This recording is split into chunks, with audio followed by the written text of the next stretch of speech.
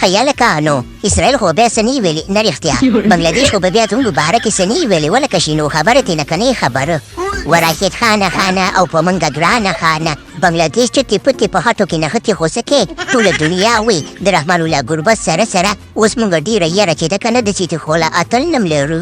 داسې وې ولکه دا خو ښه خبره ده چې دغسې خبرونه اورو که نه موږ دړې وښه اخلو زموږ افغانان دي اتلان دي شازلمیان دي او په موږ ټولو باندې ګران دي که څنګه رحمان الله ګربته تیار یو که نه یاره راشد خانه که رښتیا را باندې وې که نه ما سره ټیم نشته دی ټیم ما سره نشته د خبرو دپاره دغه ډېر وخت وشو د افغانستان دپاره مې لوبه نه ده کړې ما ته لار راکړه زه غواړم چې د بنګال نه کلمې شاټینګینې لرې پړپوس او ګردې راوباسم په ګرون کې خورې کمه نه رحمان الله ګربته ګزاره کوه داسې کارونه مه کوه که نه خبره داسې ده که نه چې زما خو دغه د افغانستان د نیشنل ټیم دپاره ډېر وخت نه بعد لوبه کومه او داسې راته ښکاري چې ونۍ لوبه مې ده ما سره خواري وکړئ بنګالیانو نه څه غواړي زاړه واړه دي او په واړه دي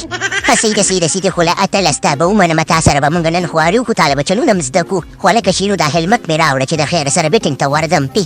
نه ګربته خبره داسې ده که نه چې هلمټ درته نن تر کومه زه به د خیره سره نن لوپلینګ ته وځم او بالینګ تاسو وکئ ولې چې زما په ملا باندې درد دی دقسې دا پکې لا بیله اوس پکې د شینو په ملا باندې م درد شو هلکه ګربته دا بالینګ به څوک کوي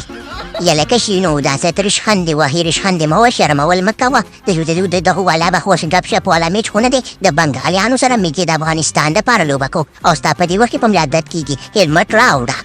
نه مړه هلمټ خو درته په مرګ هم نه در کومه راشد خانه ما نن قسم خوړلی دی چې نن به زه یول بیټینګ ته وځم ما به یې ولوباسي ځینې د نور میچونه نه کوم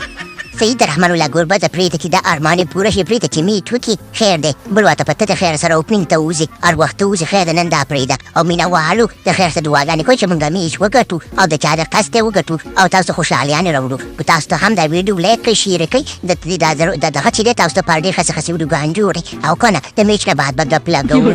بلکل مینه والو خبره داسې ده که نه چې ګروند ته م راشئ موږ سپورټ کړئ دغه چټې پټې بنګالیان خو ډېر ښه ده خو خدای مخلوق راځي خو تاسو که یو دانه راشئ د هغې 12 بنګالیانې نو تاسو د یو د هغې 12 برابر یې نو خامخا راشئ پروګرام ته ورګایم